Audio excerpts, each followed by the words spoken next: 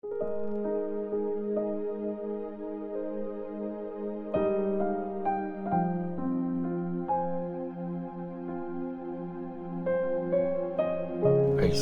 chapter 29. Magdudusa ang Jerusalem. Kawawang Ariel, o Jerusalem, ang city na sinalakay ni David. Taon-taong i-celebrate ang mga piyesta.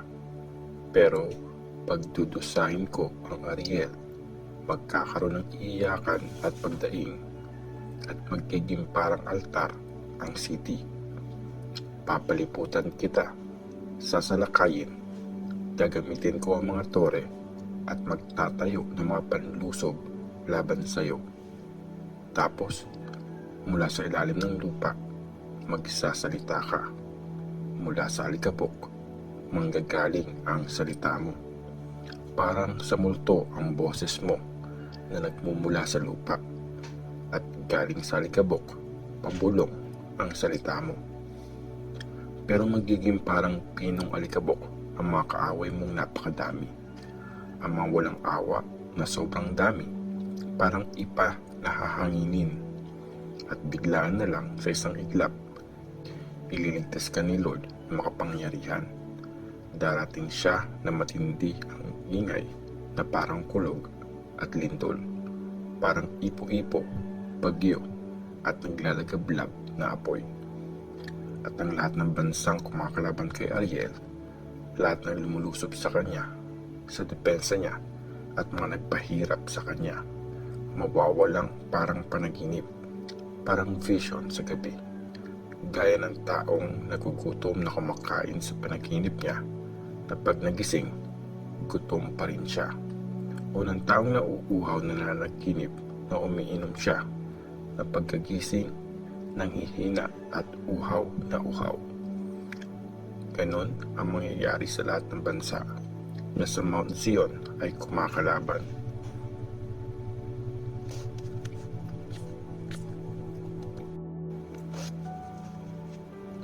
Mga warning na di pinansin. Magulat kayo at matulala. Bulagin nyo ang mga sarili nyo at mabulag kayo. Magpakalasing kayo, pero di sa alak. Magpasuray-suray, pero di sa inuming matapang. Kasi binuhusan kayo ni Lord ng espiritu ng malalim na tulog. At kayo mga prophet, tinakpan niya ang mga mata nyo. Kayo mga nakakakita ng mga visions, tinakpan ang inyong mga ulo. At itong buong vision na ito ay parang naging mga salita sa librong nakasil.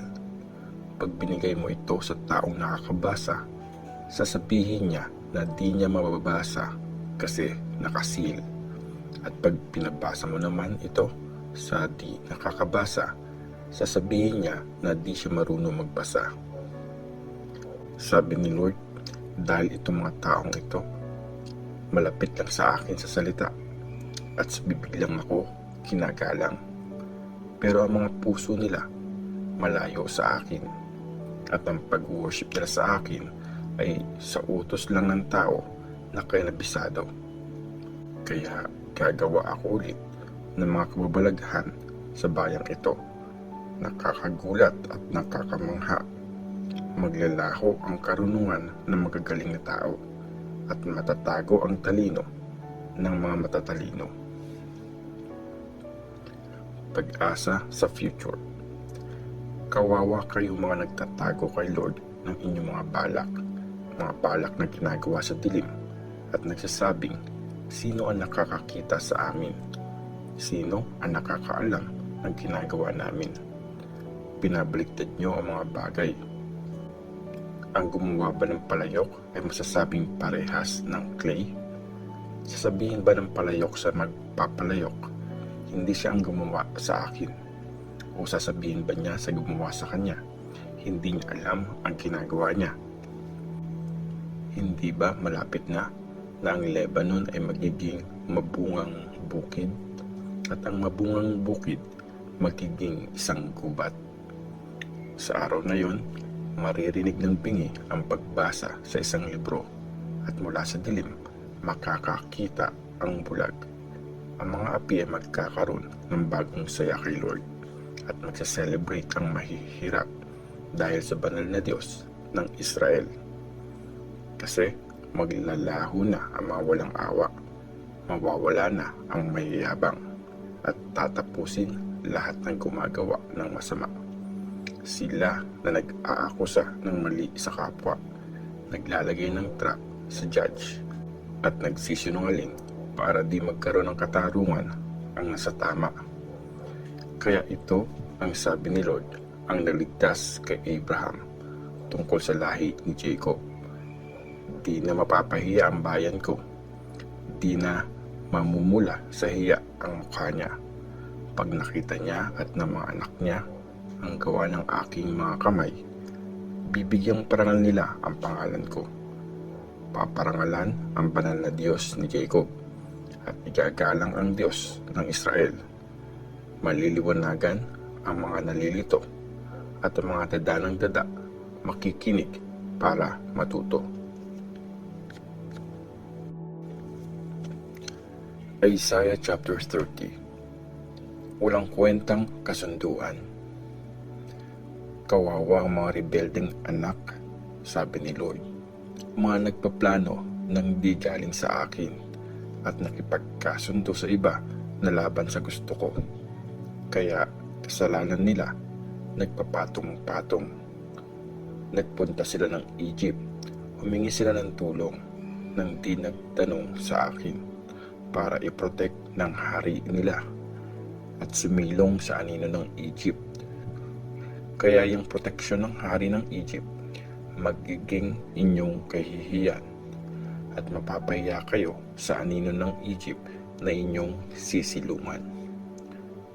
Kahit pa nasa Zoan ang mga officials nyo at nakarating sa Hanes ang inyong mga ambasador, lahat kayo mapapahiya dahil sa bayang wala kayong mapapala. Walang dalang tulong o pakinabang kundi kahihiyan at pagiging katatawanan. Ito ang mensahe tungkol sa mga hayop sa Negev. Ang mga representative ng bayan pumunta sa lupain ng kaguluhan at paghihirap kung saan galing ang mga layon, ang kobra at iba pang makamandag na ahas. Pinapasa ng mga donkey ang mga yaman nila at sa mga camels naman mga mahalagang bagay nila para ibigay sa bayang walang pakinabang sa kanila. Ang tulong ng Egypt ay walang kwenta, walang pakinabang. Kaya tinawag ko siyang Rahab na dragon na walang ginagawa. Bayang matigas ang ulo. At ngayon, sige, isulat mo ito sa harap nila. Iukit mo sa stone tablet para sa darating na panahon maging witness na mahabang panahon. Talagang sila ay mapagrebelde, mga anak na sinungaling at di nakikinig sa instruction ni Lord.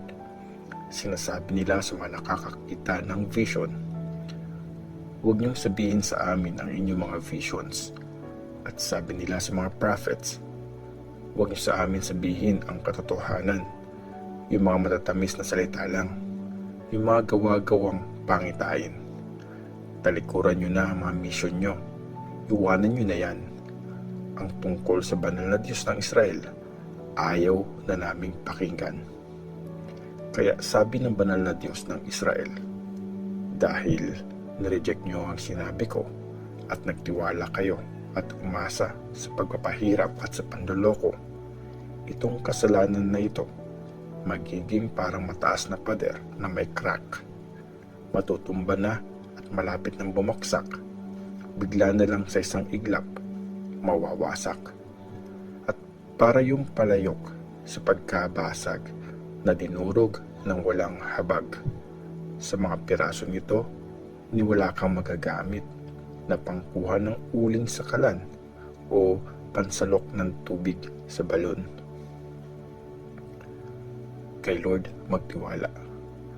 Sabi pa ni Lord God, ang banal na Diyos ng Israel, sa pagbabalik loob at sa pagiging mahinahon kayo maliligtas. Sa tahimik na pagtitiwala sa akin kayo magiging malakas. Pero ayaw niyong gawin. At sabi niyo, hindi, tatakas kami. Sasakay kami sa kabayo. Kaya tatakas nga kayo. Sabi niyo pa, mabilis kami sasakay. Kaya mga hahabol sa inyo, mabibilis din. Tatakbo ang 1,000 sa inyo sa banta ng isang tao lang. Sa banta ng 5 kalaban, lahat kayo magtatakbuhan. Hanggang ang matira sa inyo ay parang pinagtatayuan ng bandila na nasa tuktok ng bundok. Pero si Lord, naghihintay, gustong maging mabait sa inyo. Willing siyang kaawaan kayo. Dahil si Lord, makatarungang Diyos. Blessed lahat ng umaasa sa Kanya. Ibibless ni Lord ang bayan niya. Oo, kayong mga taga-Zion, nakatira sa Jerusalem, di na kayo iiyak. Sure na magiging mabait siya sa inyo pag narinig niya ang iyak nyo. Sasagutin niya kayo pag narinig niya ito. Kahit pa ipa-experience niya ulit sa inyo ang paghihirap, di na siya magtatago sa inyo. Makikita niyo siya, ang teacher niyo, at maririnig siya ng mga tenga niyo. Sasabihin niya sa likod niyo, ito ang daan. Dito kayo lumakad para di kayo maligaw. Tapos, i-reject niyo ang mga Diyos-Diyosan yung binalutan ng silver at gold. Itatapon niyo yun at sasabihin, mawala na kayo. Bibigyan niya kayo ng ulan para sa tinanim niyo sa lupa.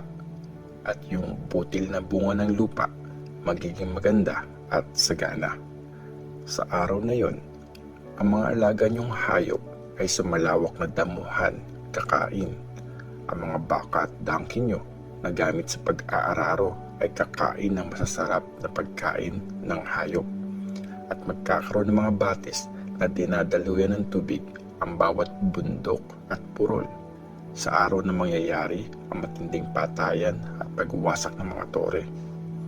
Tapos, magiging kasing liwanag ng araw ang buwan at magiging 7 times ang liwanag ng araw na equal sa isang linggong liwanag na pinagsama-sama.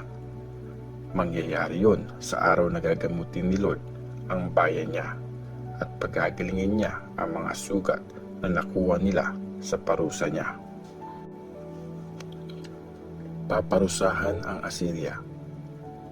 Tingnan nyo, padating na si Lord mula sa malayo. Umaapoy sa kanyang galit at umaangat ang makapal na usok. Labi niya ay puno ng galit at parang apoy na nakakaubos ang kanyang dila. Hininga niya ay parang umaapaw na ilog na umaabot sa leeg para yanigin ang mga bansa nang ito ay mawasak at lagyan ng renda ang mga panga ng mga bayang ito para iligaw sila. Kakanta kayo sa gabi gaya ng pag sincelebrate nyo ang isang banal na piyesta. Magsasaya kayo gaya ng mga tumutugtog ng flute habang umaakyat sa bundok ni Lord ang tagpagtanggol ng Israel. Ipaparinig ni Lord ang makapangyarihan niyang boses at ipapakita niya ang pananakit na gagawin ng kamay niya.